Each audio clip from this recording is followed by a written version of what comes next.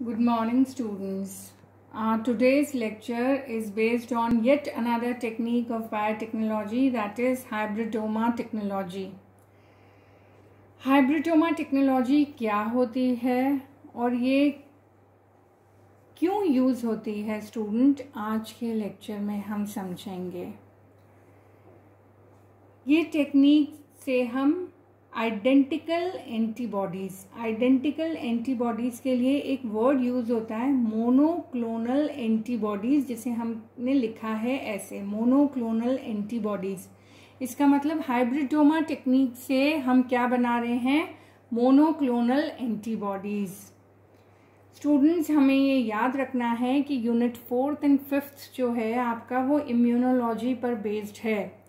जब भी हम इम्यून सिस्टम या प्रतिरक्षा तंत्र की बात करते हैं तो हमें पता है कि जो प्रतिरक्षा तंत्र होता है उसके दो मेन कंपोनेंट्स होते हैं, एंटीजन एंड एंटीबॉडी। एंटीजन कोई भी फॉरेन सब्सटेंस होता है जो बॉडी में जाने के बाद स्पेशल प्रोटीन्स, जो सुरक्षात्मक प्रोटीन्स होते हैं जिन्हें हम एंटीबॉडीज कहते हैं, उनका प्रोडक्शन स्टार्ट कर दे। तो हाइब्रिडोमा टेक्नोलॉजी जो कि बायोटेक्नोलॉजी की एक और टेक्निक है, इसमें हम किसका प्रोडक्शन करवा रहे हैं, मोनोक्लोनल एंटीबॉडी। हमें मतलब समझना है कि मोनोक्लोनल एंटीबॉडी का वर्ड का मीनिंग क्या होता है, क्योंकि एंटीबॉडीज प्रोटेक्टिव प्रोटीन्स होते हैं, सुरक्षात्मक प्रोटीन होते हैं। मोनोक्लोनल का मतलब है ऐसे विशिष्ट एंटीबॉडीज, स्पेसिफिक एंटीबॉडीज जो केवल एक एंटीजन के विरुद्ध कार्य करें। हमें ये याद रखना है स्टूडेंट्स कि आज दिन तक जो वैक्सीन्स लगते हैं, जो टीके लगते हैं, उनमें एंटीजन कम मात्रा में बॉडी में डाला जाता है, जिससे कि वो शरीर में प्रवेश करने के पश्चात एंटीबॉडीज बनने को प्रेरित कर सकें। हाइब्रिडोमा टेक्नोलॉजी जो कि बायोटेक्नोलॉजी की एक मॉडर्न टेक्निक है, इसमें हम मोनोक्लोनल एंटीबॉडीज बना रहे हैं जो कि एक विशिष्ट एंटीजन के विरुद्ध कार्य करते हैं, और ऐसे मोनोक्लोनल एंटीबॉडीज को हम टीकों के रूप में भी यूज कर सकते हैं। तो जो आज की हमारी टेक्निक है हाइब्रिडोमा टेक्नोलॉजी, हम उस हाइब्रिडोमा टेक्नोलॉजी से बना रहे हैं मोनोक्लोनल एंटीबॉडीज। मोनोक्लोनल एंटीबॉडीज का अर्थ होता है स्टूडेंट ऐसे विशेष एंटीबॉडीज जो एक पर्टिकुलर एंटीजन के विरुद्ध कार्य करें। अब हमें मतलब समझना है कि हाइब्रिडोमा का मतलब क्या होता है। दो भिन्न कोशिकाओं, अभी तक जितनी भी टेक्निक्स आपने बायोटेक्नोलॉजी की पढ़ी हैं उसमें हमने जीन की बात की है, डीएनए की बात की है। ये पहली टेक्निक है जिसमें हम कह रहे हैं कि हम दो डिफरेंट सेल्स को फ्यूज करवा के हाइब्रिड कोशिका बनाते हैं, इसीलिए इसका नाम है हाइब्रिडोमा टेक्नोलॉजी। तो इस तकनीक में हम बात कर रहे हैं दो डिफरेंट टाइप्स ऑफ सेल्स की। ओके स्टूडेंट, तो यहाँ पे हमने मतलब समझा कि हाइब्रिडोमा क्या होता है, और इस हाइब्रिडोमा टेक्नोलॉजी से जो हम मोनोक्लोनल एंटीबॉडीज बना रहे हैं वो क्या होते हैं। हाइब्रिडोमा टेक्नोलॉजी को सबसे पहले मिलस्टीन एंड कोहलर नाम के दो साइंटिस्ट ने 1975 में डिस्कवर किया था। हाइब्रिडोमा टेक्नोलॉजी क्या होती है और इसके कैसे स्टेप्स चलते हैं, इसको अब हम समझेंगे। हाइब्रिडोमा टेक्नोलॉजी करने के लिए सबसे पहले किसी भी लेबोरेटरी एनिमल, जो कि सामान्यतः पे मैमल या माइस आपने ले लिया। मैमल इसलिए लिया क्योंकि एंटीबॉडीज जो होंगी वो हम उनको वैक्सीन की तरह यूज करेंगे हमारी बॉडी में डालने के लिए, तो हमने एक्सपेरिमेंट के तौर पर जो एनिमल लिया है वो भी एक मैमल है। यहाँ पे माइस लिया गया है, उसको पहले किसी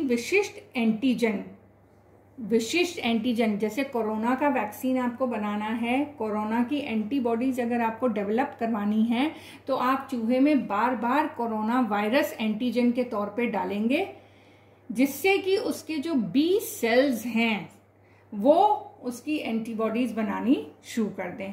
तो एक विशिष्ट एंटीजन आपने बार बार उस चूहे में डाला, जिससे कि एक विशिष्ट एंटीबॉडी उसकी बॉडी में जनरेट हो। अब इस विशेष जिस चूहे में आपने विशिष्ट एंटीजन डाला था उसकी बी कोशिकाओं को स्प्लीन में से निकाला जाता है। तो अब क्योंकि हाइब्रिडोमा टेक्नोलॉजी में हम 2 टाइप्स ऑफ सेल्स की बात करते हैं, तो यहाँ पे जो पहला टाइप ऑफ सेल आ रहा है वो कौन सा है स्टूडेंट्स? B cell. आपने क्या किया, अब इस चूहे में से बी सेल्स निकाले इसकी स्प्लीन में से। अब हम इन बी सेल्स को फ्यूज करेंगे माइलोमा सेल्स। माइलोमा सेल्स क्या होते हैं स्टूडेंट्स? Cancer cells. हम यहाँ पे कैंसर सेल इसलिए ले रहे हैं क्योंकि कैंसर कोशिकाओं की एक विशेषता होती है कि वो इमॉर्टल होते हैं। इमॉर्टल का अर्थ है कि उनमें अनलिमिटेड टाइम तक वो मल्टीप्लाई कर सकते हैं। तो एक बार आपने अगर 2 सेल्स को फ्यूज करके हाइब्रिडोमा बना लिया तो कैंसर सेल्स उसको अनलिमिटेड टाइम तक मल्टीप्लाई करके उनका नंबर बढ़ाते रहेंगे।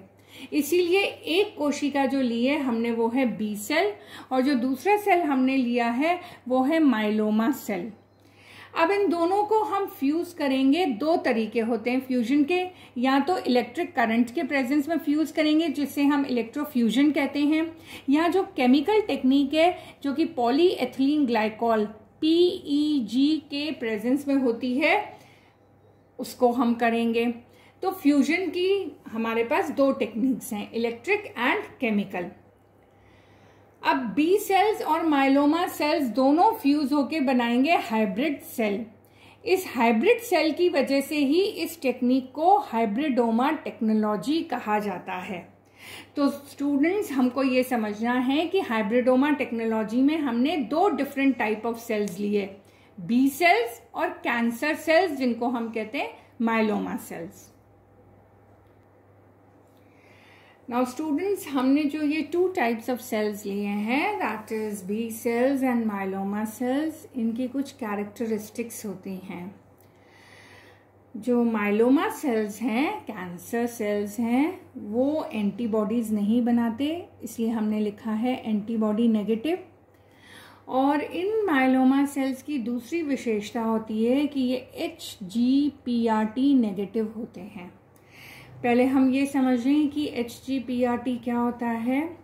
हाइपोजेंथीन ग्वानिन फॉस्फोराइबोसाइल ट्रांसफरेज। क्योंकि जो कैंसर सेल्स हैं वो एंटीबॉडी भी नहीं बनाते, एंटीबॉडी नेगेटिव हैं और HGPRT नेगेटिव हैं।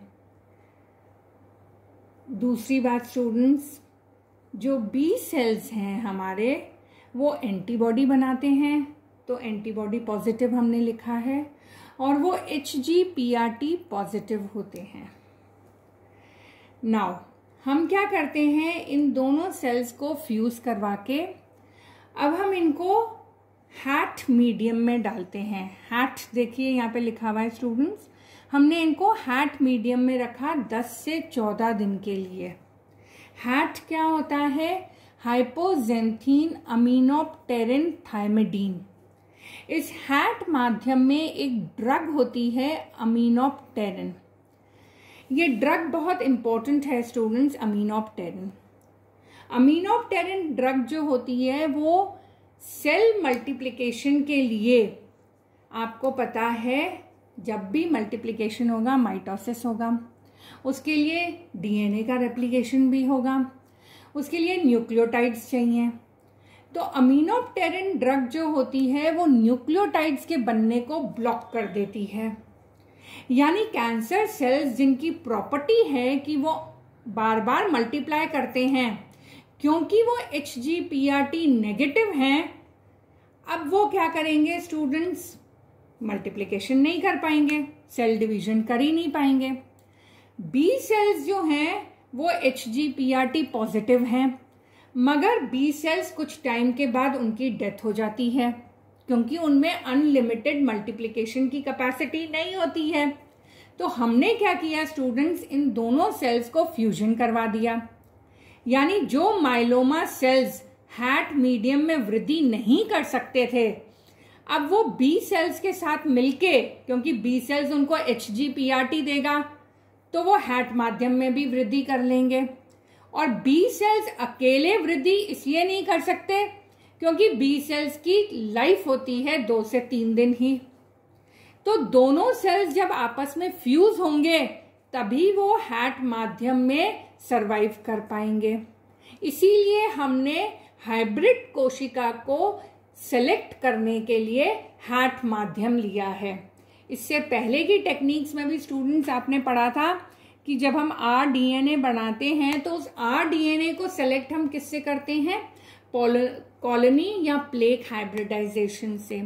उसी तरीके से जो हाइब्रिड सेल हमने बनाया है उस हाइब्रिड सेल का सिलेक्शन हम करते हैं in a special medium and that medium is called HAT medium. In HAT medium students myeloma cells alone can not survive. B cells की वैसे ही कैपेसिटी नहीं होती अकेले सर्वाइवल की, तो जो बी सेल्स और माइलोमा सेल्स फ्यूज हो जाएंगे वो हैट मीडियम में सरवाइव करेंगे। इस तरीके से हम हमारे हाइब्रिड सेल को आइडेंटिफाई कर सकते हैं। Am I very clear students? हमें ये याद रखना है कि बी सेल्स और माइलोमा सेल्स की क्या कैरेक्टरिस्टिक्स होती है। बी सेल्स आर एसेंशियल क्योंकि बी सेल्स ही एंटीबॉडी प्रोड्यूस करेंगे जो कि हमें चाहिए।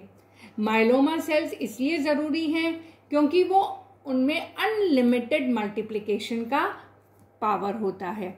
तो इन दोनों सेल्स को हमने फ्यूज करके और इनको सेलेक्ट किया है हैट मीडियम में।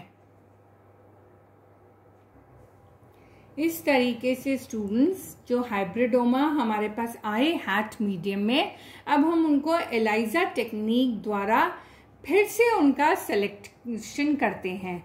You very well know students कि एलाइजा क्या होती है। Enzyme linked immunosorbent assay. Students, I am emphasizing again and again that in each technique of biotechnology, you are using some or the other biochemical technique. आपने electrophoresis के बारे में पढ़ा, आपने ब्लॉटिंग के बारे में पढ़ा। आज हम देख रहे हैं क्योंकि ये इम्यून सिस्टम से कनेक्टेड है, इसमें एंटीबॉडीज़ और एंटीजेंस इन्वॉल्व हैं, तो यहाँ पे येट अनदर टेक्निक आई है हमारे पास बायोकेमिस्ट्री की, एंड दैट इज़ एलाइजा। तो फाइनली इस एलाइजा टेक्निक से हम हाइब्रिडोमास को सेलेक्ट करते हैं और इन हाइब्रिडोमास को हम फ्यूचर यूज़ के लिए स्टोर भी कर सकते हैं, यानी इनका क्रायो प्रिजर्वेशन भी कर सकते हैं। क्रायो प्रिजर्वेशन वो टेक्निक होती है स्टूडेंट्स जिनमें हम किसी भी सेल को आप लंबे समय तक जिंदा रख सकते हैं उसी कंडीशन में जिस कंडीशन में उस सेल को आपने बॉडी से बाहर निकाला। क्रायो प्रिजर्वेशन टेक्निक में हम लिक्विड नाइट्रोजन यूज़ करते हैं और जो टेम्परेचर होता है वो -196 डिग्री सेंटीग्रेड होता है। लिक्विड नाइट्रोजन और इतने कम टेम्परेचर पर रखने पर जो सेल होता है वो अपने ओरिजिनल कंडीशन में ही रहता है।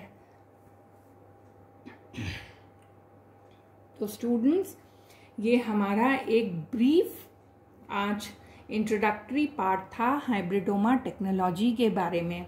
हमको ये याद रखना है कि hybridoma 2 different type of cells के फ्यूजन से बनता है और ये 2 डिफरेंट टाइप ऑफ सेल्स हैं, B cells and myeloma cells. इन सेल्स को हम फ्यूज करवा के हाइब्रिडोमा का सिलेक्शन करते हैं हैट मीडियम में। क्योंकि हम हाइब्रिडोमा टेक्नोलॉजी से मोनोक्लोनल एंटीबॉडीज़ बना रहे हैं, तो हम नेक्स्ट क्लास में ये समझेंगे कि इन मोनोक्लोनल एंटीबॉडीज़ का कहाँ पर हम यूज़ करते हैं, what are the applications of these monoclonal antibodies.